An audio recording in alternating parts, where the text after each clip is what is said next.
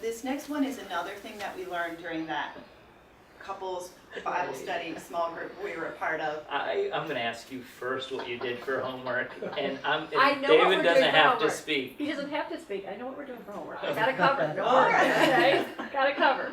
Mom doesn't want you to tell her what to do.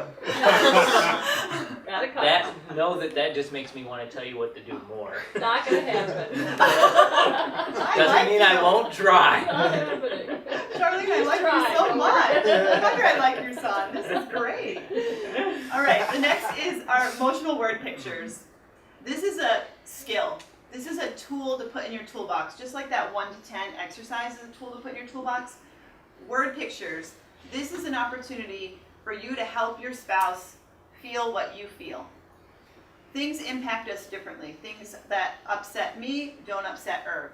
Things that make Irv angry, I don't even understand why he's mad.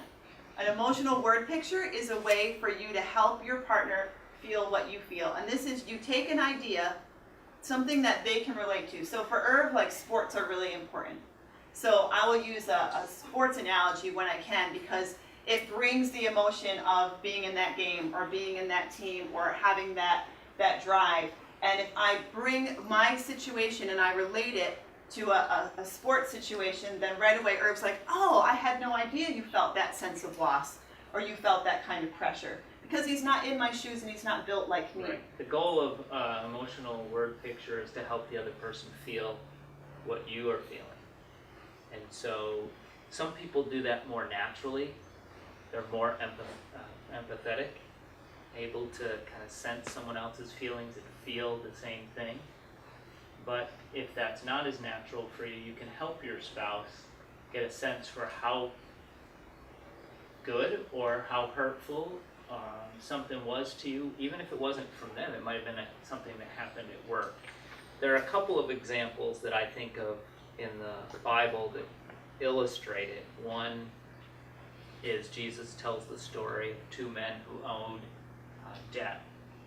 One of them owed a small amount, and one owed a very large amount, and both were forgiven the debts that they owed. And the question really revolved around which one of them was more appreciative. And the answer is what, Tony?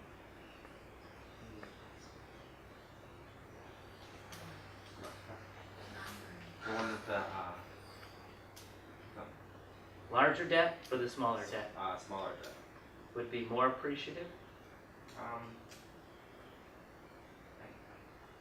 The one who was forgiven a lot, who owed less, or who was going to owe nothing after owing a big amount, was more appreciative. Yeah. And so that story stands out to me. But then there's another one where Nathan, a prophet, comes to David, and he's addressing the king of the land, the most powerful person in his nation, and he has to address something that he's done inappropriately. In this case, he had a man killed who was actually trying to protect him so that he could take his wife, whom he'd already taken while he was off at battle, and gotten pregnant. And now he wanted to cover that up. The story of Bathsheba.